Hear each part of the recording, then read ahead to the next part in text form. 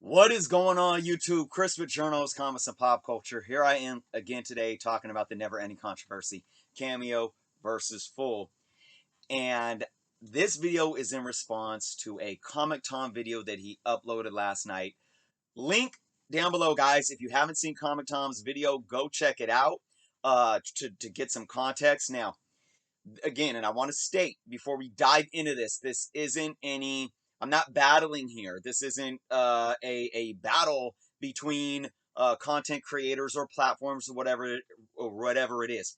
Comic Tom making this video just adds to the context and to the conversation of what I've been discussing. Now, it seems apparent to me that I already know Comic Tom was involved in the communication between me and Nick with Key Collector app because Tom was involved in the initial tweets that I was going back and forth with Nick. Tom had recognized some of the tweets and liked some of Key Collector's tweets, so I know that he's fully aware. I tried to contact Nick with Key Collector again, asking him if he would be willing to answer the questions that I sent him, that I've also sent Cover Price, which I got answers from, that I also sent EGS, which I got answers from, that I also sent CBCS, which I've heard back from, and we are in communication right now, but I haven't received answers yet. This shows that the entities within the industry are willing to discuss this issue of transparency, of labels, of precedent when it comes to labels like Full and Cameo and first appearances and all this. I talked to my viewers about my conversation with Nick with Key Collector, and again, I'm not saying this to throw him under the bus, but ultimately he initially responded, and then I've heard nothing back from him whatsoever. You guys take that how it is. I'm not trying to paint him as a villain here. Look, this is just context of the situation at hand. So I reached out to him again via email this last week, just saying, hey, just wanted to know if you would be willing to answer these questions. It would really help put this conversation in order. I've heard nothing back from him. But then Comic Tom releases a video 48 hours later discussing the specific issue that I brought up, which was the Punisher second appearance issue. Now, I really appreciate Comic Tom's video because he took a very subjective perspective, and the guest that he had on, Jeff, the comic book guru, actually almost aligned his point of view with me. There was a couple things that I was like, I don't really agree with that, but ultimately he was saying the same thing that I was saying, and I appreciated Tom being able to have a guest on that brought that the kind of the two sides of the coin here. Well, let's be subjective on this issue. So what I'm going to do, I'm not going to insert any of Comic Tom's video. I don't feel that would be right. If you want to watch his videos, go to his channel. But I am going to play a piece of audio from that video for you guys to listen to, and then we're going to talk about that. But guys, I highly recommend you going and checking out Tom's video. And like I said, this isn't me throwing Tom under the bus. I appreciate Tom making this video, which is why I'm making this video. It continues the conversation. And like I said, for him to have Jeff as a guest and to address the issue like he did, very well done. So I'm going to bring in Tom's video from where he's talking with Jeff and he's addressing the back page of Amazing Spider-Man 134, where we do see Punisher in the final panel, full face, and we see his boots and like his gun in the couple panels before. So I'm going to start where he's kind of going over what's going on in that back page, and then he leads up to asking Jeff, what do you feel about this? And I want you guys to listen to what Jeff has to say. But let's go ahead and get into this. What do we see now? We see boots. We see another set of boots in a second panel. We see a gun in a hand in the third panel. We see a word bubble. Well, Spider-Man, it seems we met again. We see a full-page spread. Not a full page spread, a full panel spread. I think that's what he meant there. With the Punisher holding a gun to Spider-Man that's bewildered with stars in his eyes saying, and this time I'm in control. Is that all he says? Nope. He says, this time you have to face the Punisher. Even says the Punisher, and he calls himself the Punisher. How is this not the second appearance? This is just a lead up to the next story in the comic. Oh my gosh! comic fam, I gotta know what you think, because this is the moment. This is the moment of why it matters. Because up until today, this was something that was pretty much like known. What? I will refute Tom's statement there, saying up until today, this is a conversation that's been going on for a while, but I'm not here to nitpick. Let's continue, guys. I really want you to hear what Jeff had to say. But look, again, Tom is sitting here on his channel with an well, I don't want to say opposing viewpoint. I think Tom can see from both sides, but then Jeff comes in with a very strong stance, and let's listen to that. 35. It's all about 135. But the problem is that as a show, we kind of adapted collectively a benchmark that isn't written in the Overstreet.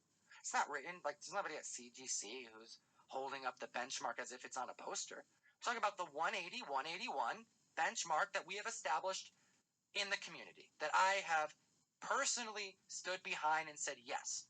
Because I am of the opinion that if it was up to me, Hulk 180 would be the big book. I think Wolverine makes a full appearance in Hulk 180.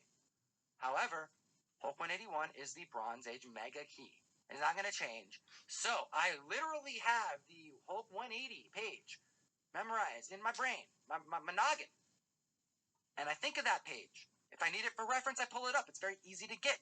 And I compare that 180 page to whatever cameo appearance that we're discussing. And if it is the same or more, it becomes a full appearance to me. Like, the problem with this whole thing is the word cameo. The fact that we use the word cameo screws up everything and makes it complicated. If we never use the word cameo, then everything's just an appearance. And yes, I would agree. Hulk 180, like, if you just want it black and white, I'm all about, like, hey, he appeared here. 180 is his first appearance. 181 obviously appears a second time. You literally appear. The image is there, hence it's an appearance. But it's never going to change, though. But so that's why I'm like, since we're doing the cameo thing, I think if it's a lead up to the next story, it should be considered a cameo. If it's like one page at the end, it's a lead up to the story, which we see them do because they're trying to trap you so you get in. That's kind of what we're seeing here. Coming in now, all right, and changing what the industry's been using for such a long period of time, okay, like changing a 135 to a 134, for me, okay, I think this is the same thing as 180. If we're just judging that little Wolverine there is just an intro to the next story build-up, that's the same thing as this. We can't just say the size. We're saying that's the purpose of Wolverine. Whether it's the full page or not, that is the purpose of that little character, to give you the build-up. So for me, this is the build-up to the next story. It's a cameo. Us coming in to redefine that and saying that this is no longer the cameo is the problem for me, because it's already such a complicated slippery slope that we are now going to change some of these already fully accepted situations like this and go back to all the books and be like, hey, like 182 is also now considered the third appearance or the second appearance of Wolverine. Well, actually, that's a great example. Okay, so there we go, guys. Look, I mean, there was some other stuff in there that they kind of dove off to that I don't even want to get into, but listen to the base of Jeff's point. And look, this is Comic Tom is, whether you call his channel is sponsored by Key Collect. I'm sure him and Nick are good friends, but Comic Tom is coming saying, well, what is someone else's opinion here? And on his channel, he has a guest that's stating, look, even though we're involved with an app like Key Collector, I disagree with going in and changing this against precedent. And he didn't use the word precedent, but that's exactly what Jeff was talking about. He was talking about precedent. And I agree with him. He said, look, the cameo thing messed things up in the first place. I agree. It's like, I was never a fan of the term cameo. But remember, I did a video and we talked about it on the Comic Book Canada show last week when we interviewed Scott Whitman, who wrote for CBSI, who talked about now we look at defining these first appearances as different things because we want to know, are you getting a slice of a pie or are you getting a whole pie, right? I just don't want a box that says pie. I want a box that says one slice or full pie, right? That's what you want to know with the first appearance. Nobody is denying the fact that a cameo is an appearance. Nobody's saying that. And if they are, they're wrong. A cameo appearance is a cameo appearance. If somebody shows up for the first time in a cameo, it is a first appearance in Cameo. So when you look at the Punisher situation, he didn't have a cameo appearance as a first. He had a first appearance, period. But the second time he showed up, it was a cameo. That's what Jeff was saying here. By precedent and what we define Hulk 180 as, or what we define, ASM 299 as, etc., etc. This Amazing Spider-Man 134, where he shows up, his boots in 2 panels, and then we see him standing there over Spider-Man with his face saying, "I'm the Punisher, I'm back." In the last panel, it's a cameo.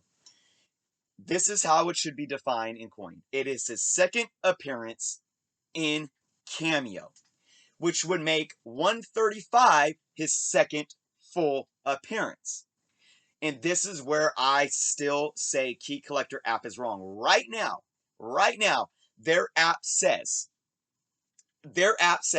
for Amazing Spider-Man 135, it simply says Punisher's third appearance. And then it says some people recognize it as his second appearance, but that's wrong when he shows up in 134 for a full appearance. That's not right. It's inaccurate. And it goes against stuff that Key Collector Comics is stating as well. If Key Collector Comics is stating Hulk 180 as a cameo appearance of Wolverine, and he's not stating Amazing Spider-Man 134 as a cameo of Punisher, then he's contradicting himself. This is what I believe Key Collector app should state, and a comic book realm does this very well.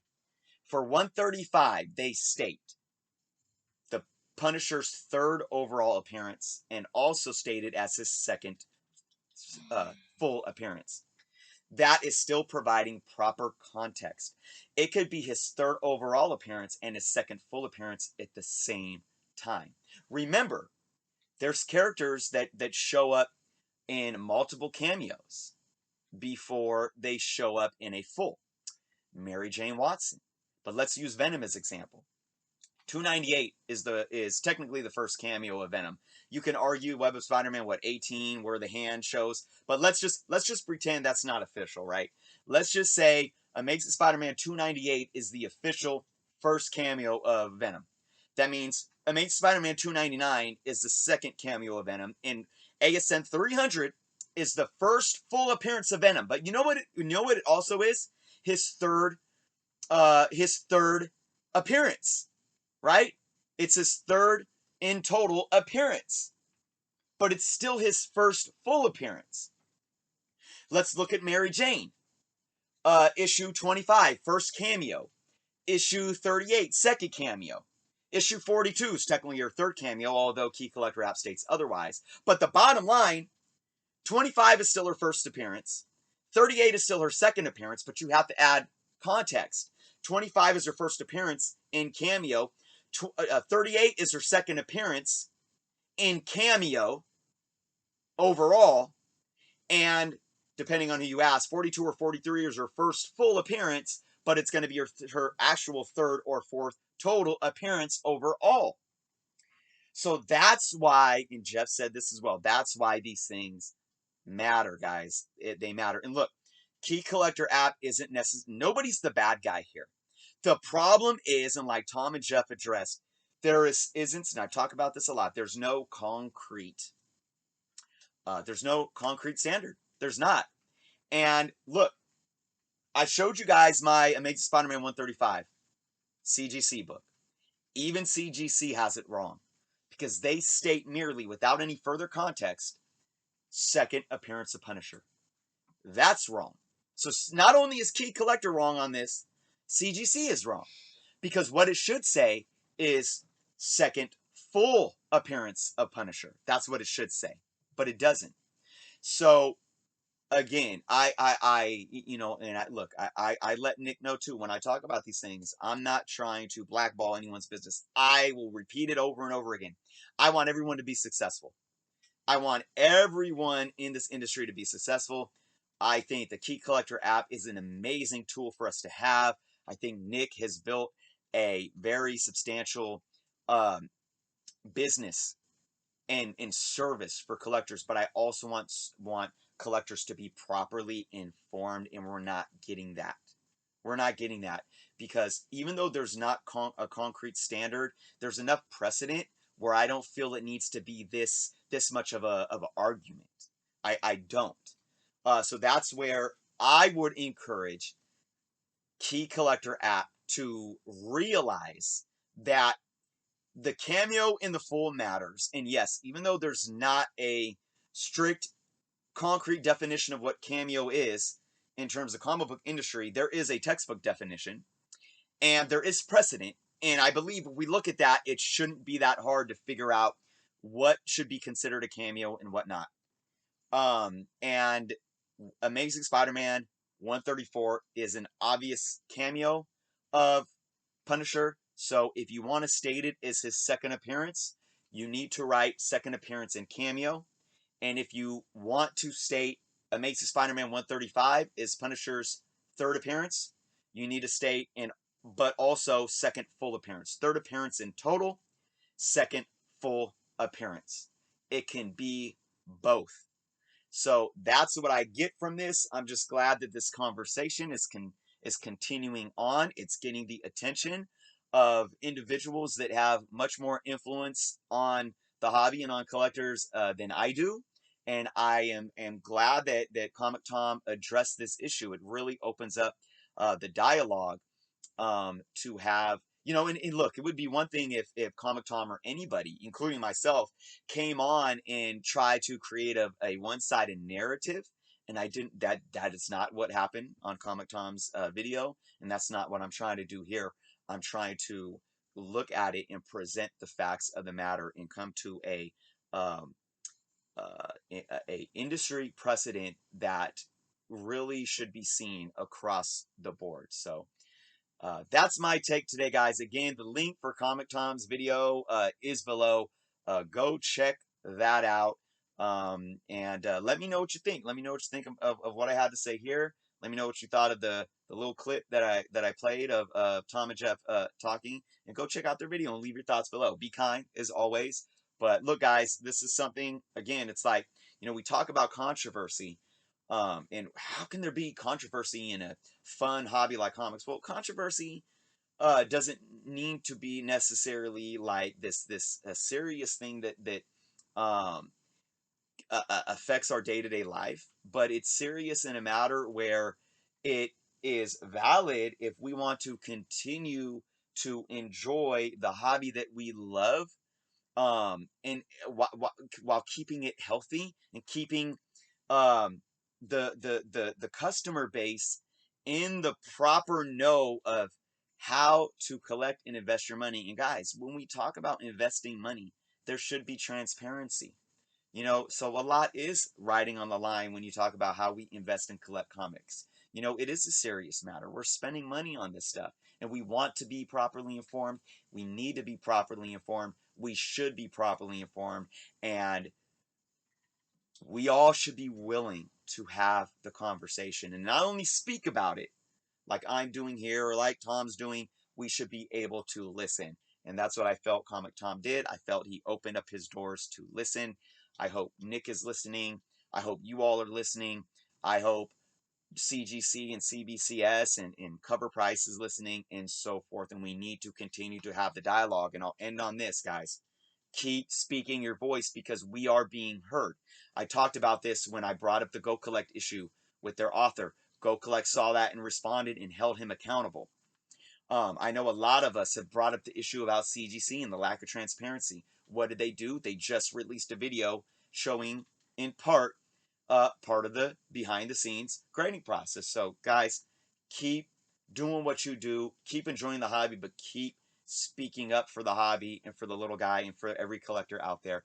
I appreciate each and every one of you. Thank you guys for watching. Leave your thoughts below. If you haven't subscribed to the channel, please do so. Much respect to each and every one of you. Big shout out to Comic Tom for continuing to put in work.